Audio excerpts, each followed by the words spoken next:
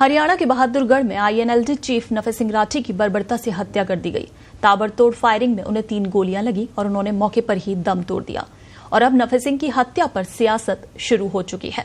हरियाणा की कानून व्यवस्था पर सवाल उठ रहे हैं और सुरक्षा व्यवस्था को लेकर भी संशय पैदा हो गया है। लेकिन इन तमाम चीजों के बीच एक बात और है जो एक बड़ी साजिश की ओर इशारा कर रही है। वो है लॉरेंस बिश्नोई गैंग। अभी तक इस बात के पुख्ता सबूत नहीं मिले हैं कि नफे सिंह राठी की हत्या में लॉरेंस बिश्नोई गैंग का हाथ है, लेकिन ऐसा माना जा रहा है कि इसी संगठन ने फिर हरियाणा की धरती को लहूलुहान करने का काम किया है। अभी तक पुलिस ने इस पर कोई बयान नहीं दिया, लेकिन चर्चा तेज है कि एक बार फिर लॉरेंस के गुर्गों ने ही खेल कर दिया है। हमें ये नहीं भूलना चाहिए कि पिछले कुछ सालों में जितनी भी हाई प्रोफाइल किलिंग हुई है, उनमें लॉरेंस बिश्नोई गैंग का हाथ सक्रिय रूप से पाया गया है।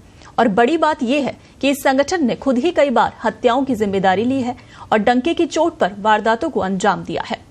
अब नफे सिंह राठी की हत्या में भी इस गैंग का नाम जरूर आ रहा है, लेकिन आधिकारिक तौर पर कुछ नहीं कहा जा सकता। लेकिन अगर इस गैंग के पास्ट रिकॉर्ड को देखा जाए तो कई तरह के सवाल खड़े हो सकते हैं। सुखदेव सिंह गोगामेड़ी और सिद्धू मूसेवाला की हत्याओं में भी लॉरेंस बिश्नोई का ही हाथ था। पिछले साल 5 दिसंबर को राजस्थान में करनी सेना के प्रमुख सुखदेव सिंह गोगामेड़ी की गोलियों से भूनकर हत्या कर दी गई थी। उस हत्या की जिम्मेदारी बिश्नोई गैंग ने ली थी। इसी तरह सिद्धू मूसेवाला की जो हत्या हुई थी उसमें भी लॉरेंस बिश्नोई का हाथ था। साल 2022 में 29 मई को जब सिंगर सिद्धू मूसेवाला अपने घर से निकले थे, उनकी गाड़ी पर ताबड़तोड़ फायरिंग की गई और उन्हें मौत के घाट उतार दिया गया था। तब खुद लॉरेंस बिश्नोई गैंग ने उस हत्या की जिम्मेदारी ली थी और कहा गया था कि क्योंकि दविंदर बंबिहा गिरोह ने गोल्डी बराड़ के चचेरे भाई गुरलाल बराड़ की हत्या कर दी थी, तो ऐसे में बदला लेने के लिए मूसेवाला को मार दिया गया। वहीं एक बड़ी बात यह भी थी कि कुछ शूटर्स ने मूसेवाला को मौत के घाट उतारा था और वो सभी बंदूक चलाने में एक्सपर्ट थे। उनका एक भी निशाना मिस नहीं हुआ था। तो ये लॉरेंस गैंग की पहचान भी कही जा सकती है कि जहां पर कॉन्ट्रैक्ट किलिंग्स करने पर भरोसा दिखाया जाता है, शूटर्स को हायर कर किसी को भी मार दिया जाता है।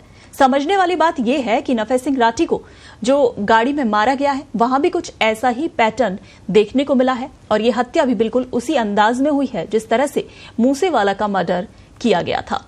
और इसीलिए पुलिस हत्या का पैटर्न देखने के बाद इस बात को नकार नहीं पा रही है कि इस वारदात में लॉरेंस बिश्नोई गैंग का ही हाथ हो सकता है।